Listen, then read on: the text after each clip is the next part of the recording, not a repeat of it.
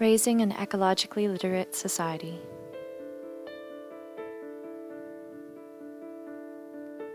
A culture and human habitation that integrates the understanding of systems, interdependence, and the cause-effect relationships in nature is ecologically literate.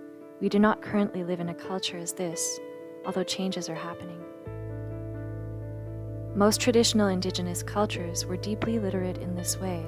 This is often called Indigenous science.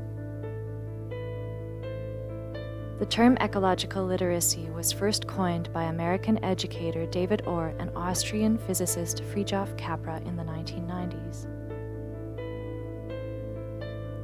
They could both see the need for a more earth-centered approach to designing human communities and educating our young people. Orr, Capra, and others have outlined the importance of the following principles. While students are immersed in experiences of the natural world as part of their classroom learning, they discover and study the principles guiding the functioning of natural systems.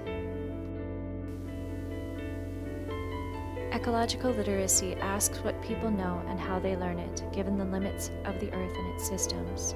It demands that human actions and design conform to how the world works as a biophysical system, and that societies be designed with future generations in mind.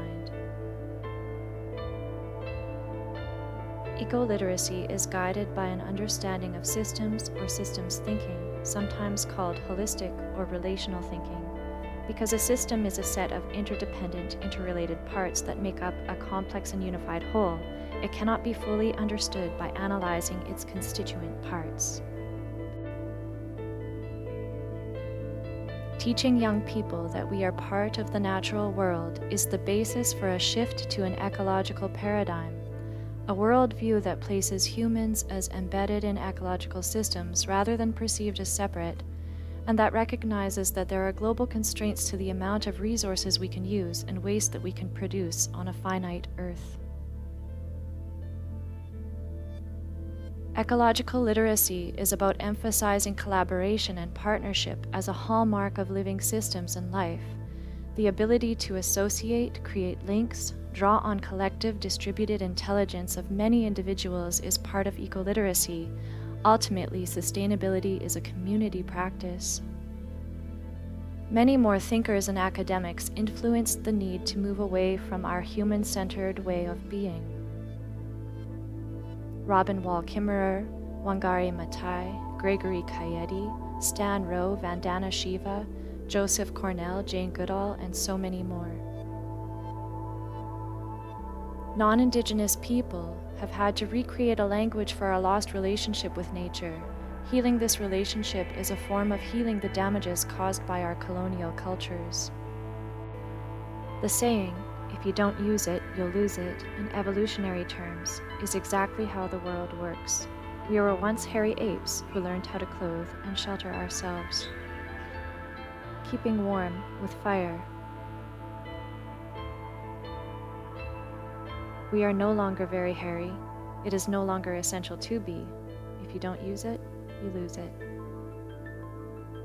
What will happen to the rods and cones in our eyes if we spend most of our time indoors in front of screens?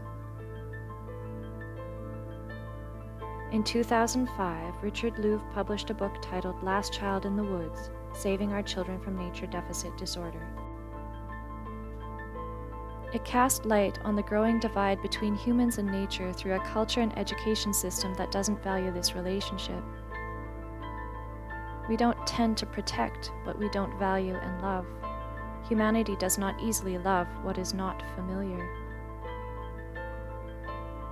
We must allow children to become familiar with nature again, to experience the joy of discovery, of wonder,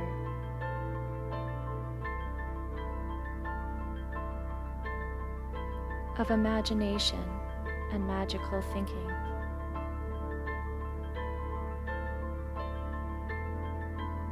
Our bodies are designed to sense the world around us.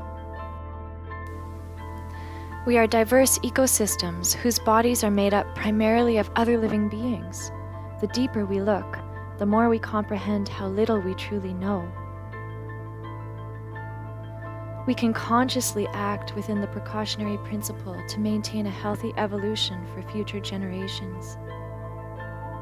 Nature makes us happy physiologically. Children don't need to understand this to experience it. It is our duty to safeguard these relationships and the spaces where they can flourish. Ecological literacy should be the basis for how we teach our ABCs and 1, 2, 3s outside. Values that sustain life. Widening our view of community.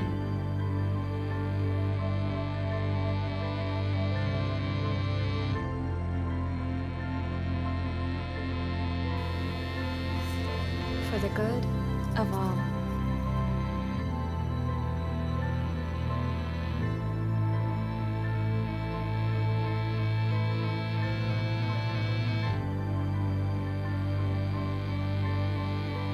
We depend on each other.